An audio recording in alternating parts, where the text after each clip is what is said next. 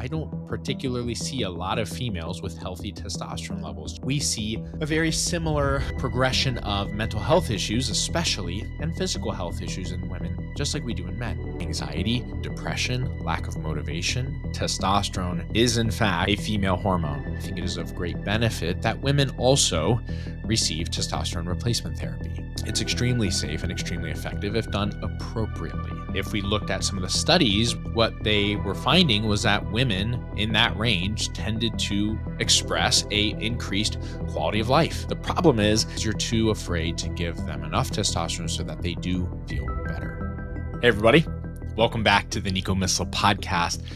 We're going to talk about testosterone replacement therapy today for women and just testosterone in general for women. I like this subject because I still think it's pretty damn fringe in the conventional world, especially, but even in some of the hormone replacement therapy sections of our wellness universe, I feel like there are still people who kind of miss the mark with testosterone, or they feel really, really scared of testosterone for women, especially because they just kind of, again, think about it as a male hormone and, it's going to make women grow beards and all these crazy things are going to happen. So I want to kind of explore this real quick. So first and foremost, I want to clarify that testosterone is in fact a female hormone. Men and women both produce testosterone, just like men and women both produce estrogen and progesterone. Right? We're not all that different from each other on that front. Now, of course, the amounts that we produce and the available receptors that we have on our cells and all those sorts of things vary very dramatically. But at the end of the day, as human beings, as an organism of the same species, you know what I mean? Like we're one and the same when it comes to what exactly we are actually producing. It just might not be a one-to-one. So I like to make this caveat because, again, we hear the same argument against progesterone in men. Oh, you don't need progesterone. Men don't need that. It's going to make them feel terrible. Well, maybe they don't need a lot of it, or maybe they all don't need it, but it's not to say that we don't need it at all. In fact, I would argue that we all absolutely do need it. It's just a matter of how much and when and why. Okay. So for women, testosterone is the same. We have seen studies, since the 60s, 70s, 80s, where we've seen testosterone levels declining in men. Now, we haven't seen such rigorous studies like that in men as we have for females. However, what I can practically guarantee you, just based on my scientific assumptions, that men and women are quite similar, and that whatever endocrine disrupting chemicals are out there affecting us as men are likely affecting women too, of course, well, then there's probably a pretty much one-to-one chance that whatever affects a female hormonally is probably affecting a male hormonally. Now, again, that might not be an exact one-to-one, of course, but it's still affecting us at some rate. And so have women potentially lost, 40 to 60% of their total testosterone levels since the 60s, 70s, and even the 80s? Well, absolutely. I mean, there's no question. When I see older reference ranges for women, even 10 years ago, when I first started as a provider, as a nurse practitioner, when I first saw total testosterone levels in men and women, both of them were slightly higher than they were now 10 years later. And they drop. You see it almost every decade. You see a drop there, and that's of course because we're, getting these pools of people, 2,000 or 3,000 people at a time. LabCorp, Quest, they have these, quote unquote healthy individuals from an age range of 18 to 65 or 75, and they have them go through all these hoops to get blood work done, and what we end up with is a range of testosterone. And so that's where we get our reference ranges from. We don't have any idea what an optimal reference range is. No such thing exists, especially in the medical literature, at least to the best of our knowledge. What we do have is like a relative reference range from the people of today being exposed to all these endocrine disrupting chemicals, poor nutrition, poor diet, lack of exercise, poor sleep, fluorescent lighting, blah, blah, blah, blah, blah, right? We can think of all these different things that could be contributing to the downfall of our hormones and to us as a species in many ways. But what I'm trying to drive to here is that, again, if it's happening in men, it is likely also happening in females. And that is especially what I see. I don't particularly see a lot of females with healthy testosterone levels, just like I don't see a lot of men with healthy testosterone levels. That is very far and few. What I would tell you also is that because we are lacking in testosterone for females, we see a very similar, how should I say, progression of mental health issues, especially, and physical health issues in women, just like we do in men. And what would those things be? Well, for example, anxiety, depression, lack of motivation, that decreased sense of self-confidence, the ability to feel assertive in certain situations. We see that lacking dramatically. Now, I'm not speaking for women who have PCOS and have relatively high levels of testosterone. And by the way, I get into that in my advanced female course because that is a topic in and of itself that is quite complex. And that is, again, where men and women will stray just a little bit in terms of, how testosterone affects them in different ways. But the point here, again, is that what we find on average is that most of my young female patients into their elderly age, of course, are suboptimal when it comes to their testosterone levels. And therefore, I think it is of great benefit that women also receive testosterone replacement therapy. Is it safe? Is it effective? All the stuff that we could talk about there. It's extremely safe and extremely effective if done appropriately. Okay, so one of the means in which we should be using testosterone for females is, of course, safe and cautiously. We don't want to give women so much testosterone that they end up with virilizing effects, which would be male-like, androgenic-like qualities. Hair growth on the chin or the chest, God forbid, right?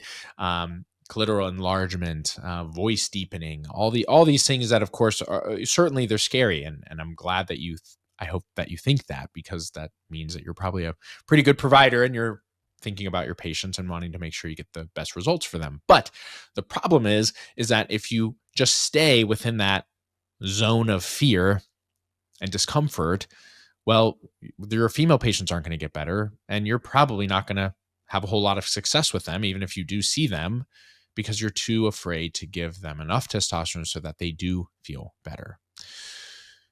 Here's a great example. So one of the things in terms of testosterone replacement therapy in females, I would say, especially over the last, let's say 10, maybe 20 years, there was one thing that really kicked off, which was hormone replacement therapy pellets, specifically testosterone pellets. Sometimes those testosterone pellets are combined with estrogen for women. And what I found to be true is that, and I'm not a big fan of pellets, and I can explain why in a second, but what I found to be true is that many of the women really enjoyed the way those pellets felt, in the sense of the fact that they resolved their symptoms. They felt their mood shift from, depressed and down and lethargic to happy and confident and full of life and vigor. And it's because those pellets would release copious amounts of testosterone over the course of their lifetime, the pellet lifetime, depending on the female, 3 to 4 to 6 months max. And as pellet providers started recognizing appropriately that their female patients all seemed to get better when they got testosterone, but if they looked at a peak level of that pellet testosterone, their mouths and jaws would just drop open, because we would see numbers in the hundreds, right? I'm talking like high hundreds. It could be 4, 5, 6, 700 at times of that pellet's lifespan, which would drive their female patients' free testosterones probably into the 6, 7, 8 range. Now, again, according to the conventional reference range, a female in menopause, for example, should have a total testosterone no greater than 60, 75. Their free testosterone could range anywhere from 0 to 3. or 0 to 1. Like seriously, I can't even make this stuff up. So what I want to clarify is that in conventional medicine, a free testosterone of 0, if you are in menopause, is completely normal. And I will give the devil its due here because that is accurate to some degree. Women are going to produce very little, if not any, testosterone, menopause and beyond. In fact, really beyond the age of 25, 30, most women are going to produce more free testosterone than 1 nanogram per deciliter is what I'm referring to, by the way, here. Most of them are going to be in the zeros, 0.1, 0.2. That's just reality. Now, again, I think there's a lot of issues when it comes to environmental stuff there. And we've talked about that many times on this podcast. And of course, diet and exercise and lifestyle. But I think we're behind the 8 ball because especially of the endocrine disrupting chemicals, leaving us in these really poor positions.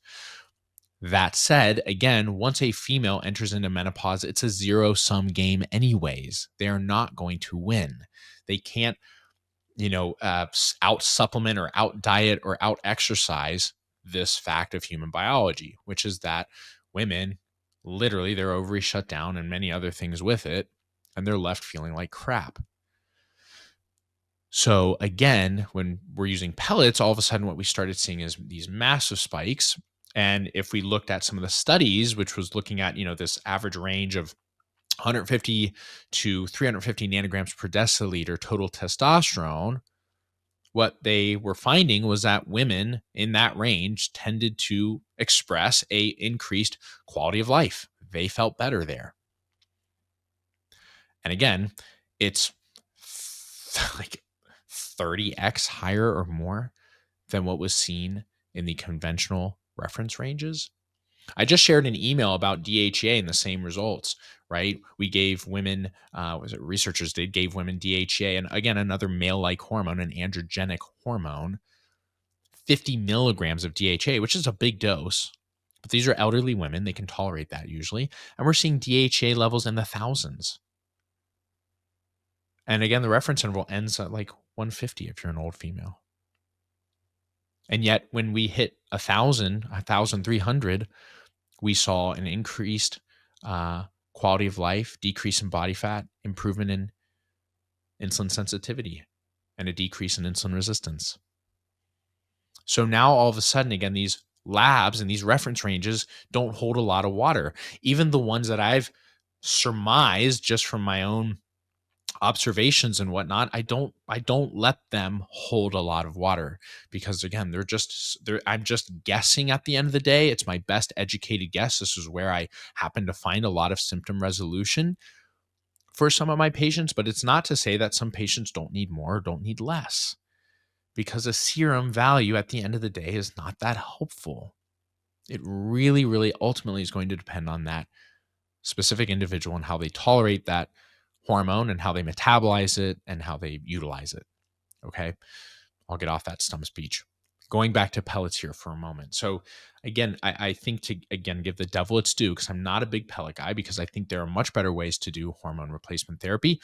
But I think what pellets showed us is that, hey, women can tolerate way more testosterone than you think, especially women menopause and beyond. We know that to be true. Women earlier in their younger years, they do not tend to tolerate as significant amounts of testosterone and DHA and things of that nature. They'll end up with oily skin and acne and all that sorts of stuff. Again, excluding women with PCOS who, again, we're kind of, that's apples to oranges here. But again, what I emphasize to my own students in my course is that we can achieve these results with topical creams and injections flawlessly. The thing you have to let go of is that there's this, danger when it comes to testosterone replacement therapy in females. It is not dangerous. It is not ill-advised in any way, shape, or form. And the sooner we can kind of let go of that notion that this stuff is the devil incarnate and it's actually a bounty to human life and dignity, the more we can serve our patients. So in terms of creams and injections, typically In terms of the creams, concentrate the cream higher and dose it as appropriately as possible, once or twice daily. Injections, similarly. You might need to just dose that higher than you think. And I'm not going to give dosing guides here because, again, it's kind of crossing a boundary in terms of legalities, but I explore all of that in great detail in the master course. And I'll explore a lot of these things even further in the advanced female course coming out later this year, which is going to be epic. But what I, again, have found is that once providers and students really feel more comfortable and confident with testosterone replacement therapy as a whole for females, they can start utilizing testosterone creams and injections and things of that nature and get very, very, very good results with those without the, risk that, again, pellets could provide, which is way too much testosterone, God forbid. Again, it's not super common, but if it happens, you're stuck with that pellet for months on end versus, again, creams or injections. If we get levels that are just way too high and when women are symptomatic of, God forbid, virilizing effects, we can lower that dose very quickly and appropriately. We're also getting away from potential infection risks. And frankly, if we have a female in her 30s and she's going to do pellets until she's 80 or 90, because she should do them for the rest of her life if she wants a great quality of life, that's a lot of freaking procedures. In medicine, we always should opt for the method or the therapy or the procedure which provides least invasive, most effective results. And again, that's where I think creams and injections are fantastic. And it also puts some of the emphasis back on the patient in terms of providing their own care. I love that autonomy. I think it's really important. I don't think it's like this big psychological game. I think it's real. I think patients should feel like they're a part of their care and that they're doing this for themselves. And it's not just always an easy button every second of the day. And I have to feel like crap until I go see my provider to get my pellet. I think that's important. And by the way, I'm not disparaging any of you who do pellets. I really am not. I don't think that's necessary. I think my quote has always been any amount of hormone is better than no hormone. Okay. Unless you're doing non-identical hormones. I'm not a huge fan, but I think it's really important that men and women get hormone replacement therapy in some way, shape, or form. I'm just a big advocate for ensuring that it is the least invasive and most effective means possible. I think that's true of medicine in many ways. So when it comes to women and testosterone, what benefits do they get? Well, this is again where we don't have to rewrite the script here. We can see the benefits in women because we know the benefits in men. And again, I understand this is not an exact one-to-one, but if you zoom way out, it kind of is in a lot of ways. Do we see an increase in lean muscle mass with testosterone replacement therapy in females? Absolutely. Do we see a decrease in visceral adiposity or body fat? Absolutely. The fat between the organs? Totally. Do we see an increased bone density? Absolutely. Do we see an improvement in cognitive performance? Yes, we do. Do we see a improvement in quality of life, which again is always that vague subjective thing that we see in studies and we've heard about since the beginning of time in nursing school and med school and stuff. And what does that mean? Well, we all know what it means because it's like love, when you're in it. That's quality of life and increased quality of life. That's what we see in every single study with testosterone replacement therapy. When they're asked, how are you feeling? How's your quality of life? It's an improvement globally. Will we see an improvement in lipids? Absolutely. What about A1C? Yes. Fasting glucose? Totally. Fasting insulin? Yep. Anything we've seen in the male studies, we have more or less seen in the female studies as well. And if we haven't seen them in the female studies, I think it is fair to say, based on the fact that we are human beings and we have some understanding of, the fact that we're men and women, yes, but the fact that we have very similar structures in many ways. Do we see the benefits that we see in testosterone in men as we do in women? Yes, we do, of course.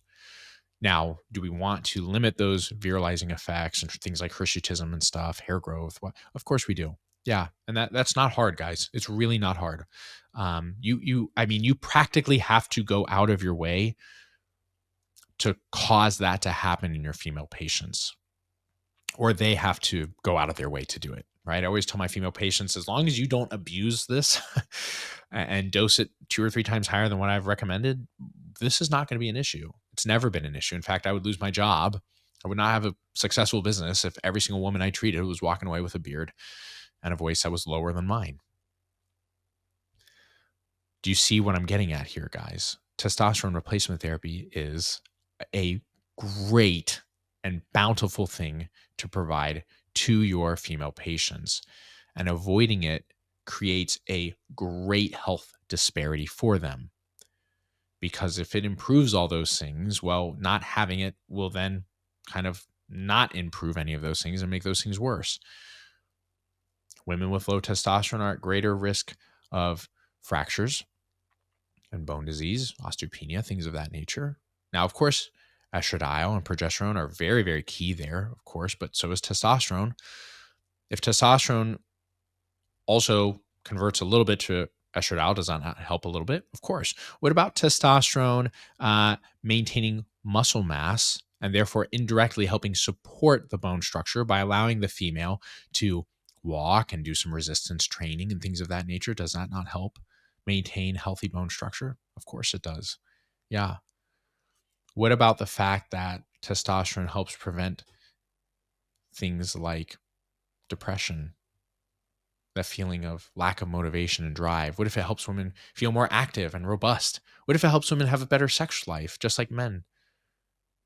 Because that goes away when women hit menopause. I hate to say it, but it's true. And any woman in menopause would tell you, well, probably way before menopause, but especially menopause and beyond, does that ruin marriages? Yeah, big time. Big time. One of the most profound things that I've felt in my clinic after all these years of doing hormone replacement therapy for men and women, but especially for women, is that very fact that their libido drops so significantly that they no longer are interested in having sex. And it's such a, unfortunately, still weird and taboo subject, at least I feel like conventionally speaking, not in my office and hopefully not in yours, but I think it's insane how sex is not considered and or downplayed in conventional medicine and just in our modern society at large. And I'm talking about sex not in the sex industry pornographic version. I'm not condemning or condoning that necessarily. Well, I am condemning that for sure. I don't think that's a great idea. But what I am getting at is that when we're talking about sex, I'm talking about it as one of the most foundational pieces of human biology, human emotion, and even spirituality in a lot of ways. I think it's that important. And when I find that my female patients have lost that interest and desire, and not because it's their fault, it's just because that they, their ovaries are gone and they don't produce any hormones anymore and their testosterone's garbage and they feel awful. And it's kind of the last thing that they want to do. Unfortunately, their male partners typically don't exactly feel the same way. Now, even a male with low libido typically is going to have better libido than his wife at 40, 50, 60 plus, because she's going to have zero testosterone left and zero hormone left. The impact that has on a relationship is mind-blowing. And again, I don't think it's discussed often enough in clinics.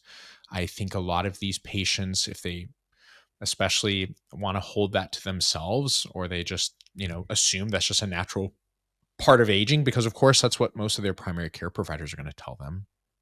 And even some of their OB-GYNs, well, Betty, you're 55 years old. That's just part of aging. You're going to get tired and all that stuff. And I'm sorry. All right. And you sound depressed. Maybe take an antidepressant, which, by the way, is just going to lower your libido more. This is what I hear from my patients. And when I talk about it with them and kind of open that door to communicate about it, it's amazing how much you can learn from them about how much their relationship suffers.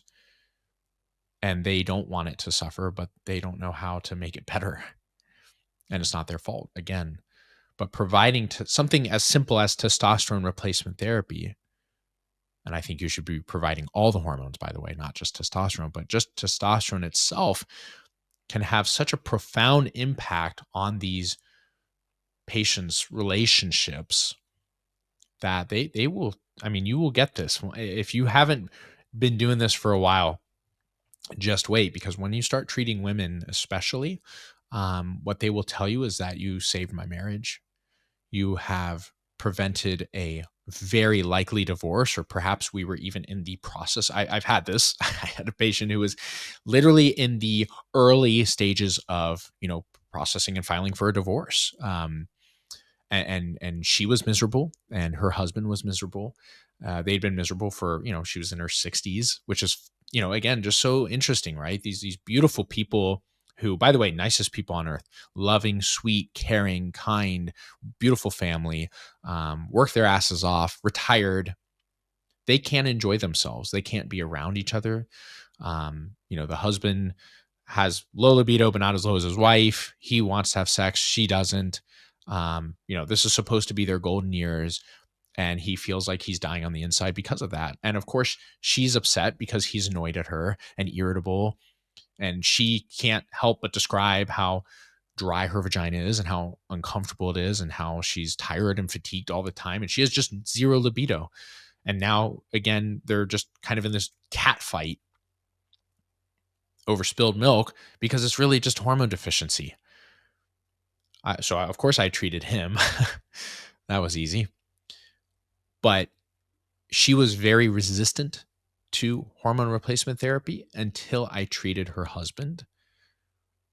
And she saw this spark, that internal fire again in his eyes, and the way he was kind of living life again. And I laugh because she would tell you she did it out of pure spite and jealousy, that she came in and said, hey, whatever you're giving that guy, give it to me too. And so, of course, I gave her testosterone and estradiol and progesterone and on and on. And within 3 months of working with them, they started going to couples therapy. They got rid of the lawyer. They totally rekindled their romantic and intimate physical relationship. And it was just nothing short of extraordinary. And now they're that couple that's like obnoxiously cute, right? They hold hands everywhere they go, and they give each other kisses, and they, plan these really beautiful trips together, and they share pictures when they come back and then come into the office and stuff. It was just so cool to see that. And she literally said, Nico, you saved our marriage.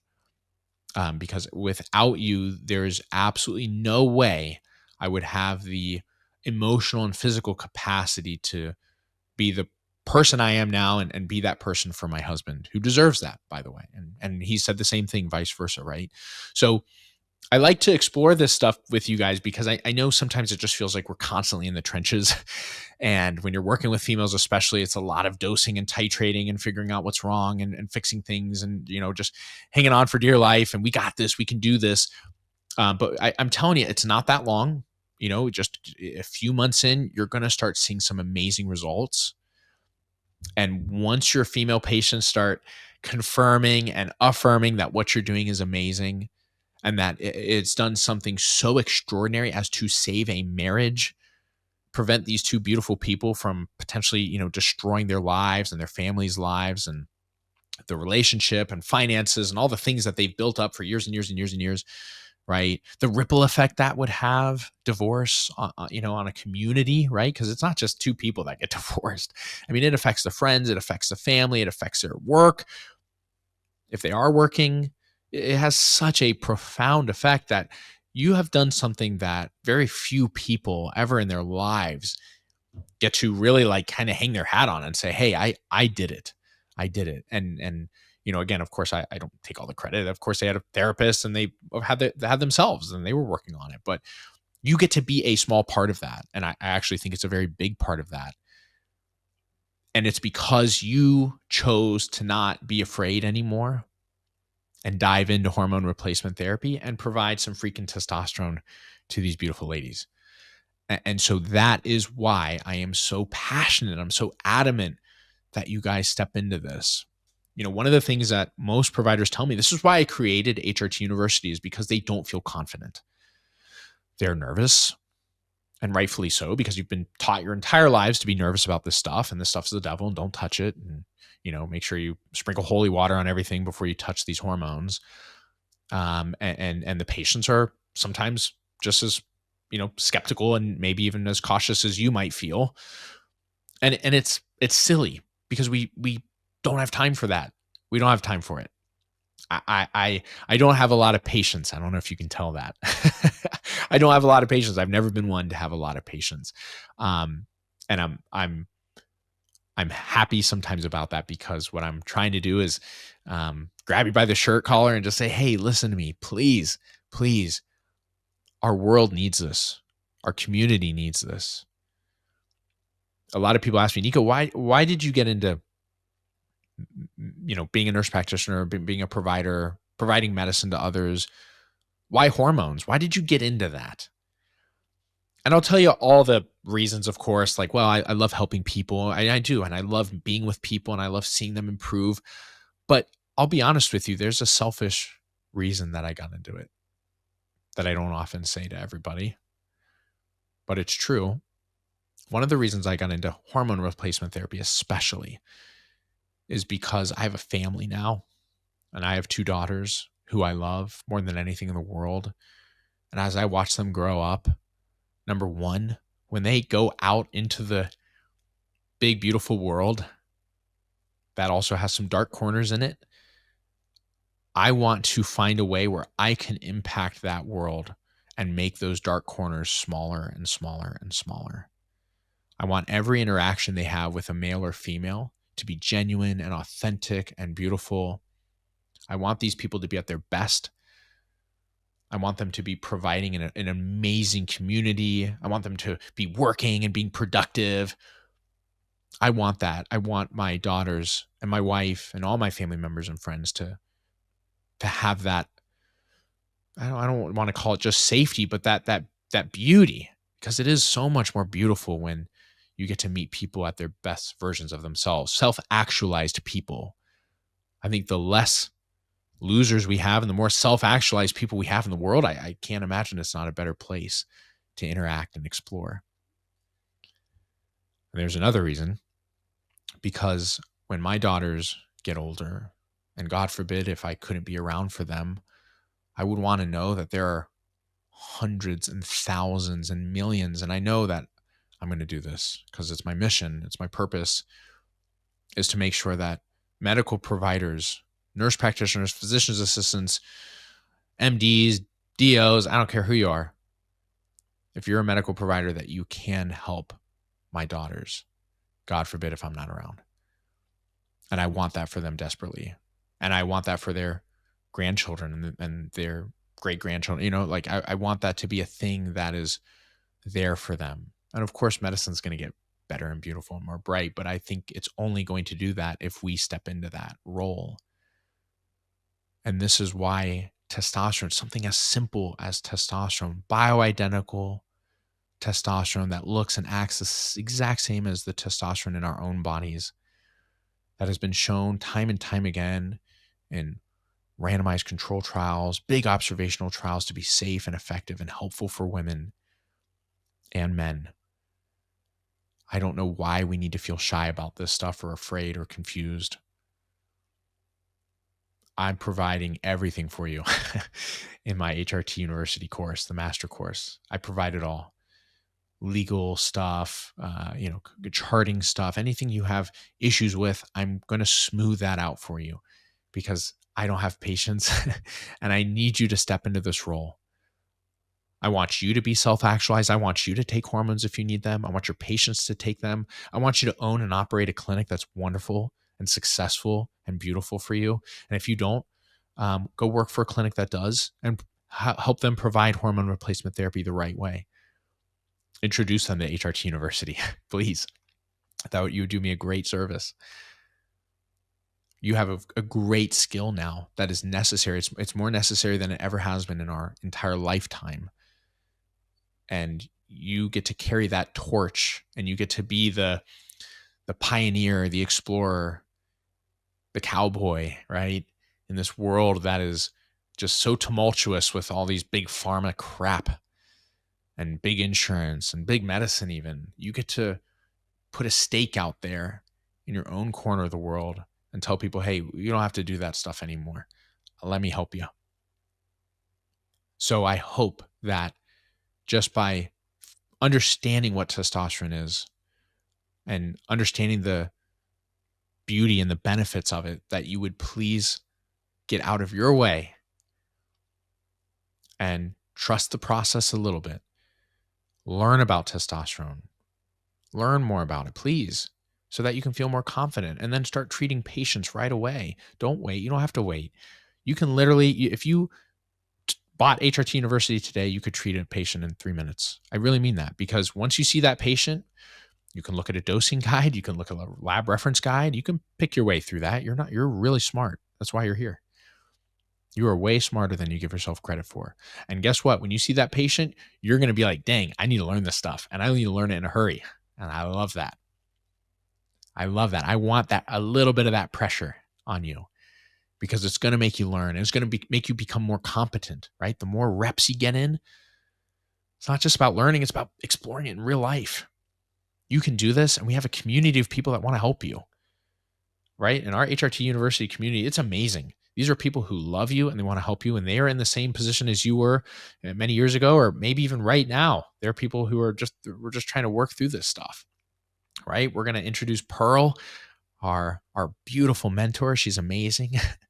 She's our AI mentor, and you can literally type questions to her any time of the day, right before a patient's maybe coming in, you have a burning question, or even while the patient's sitting in front of you, you could be talking to it.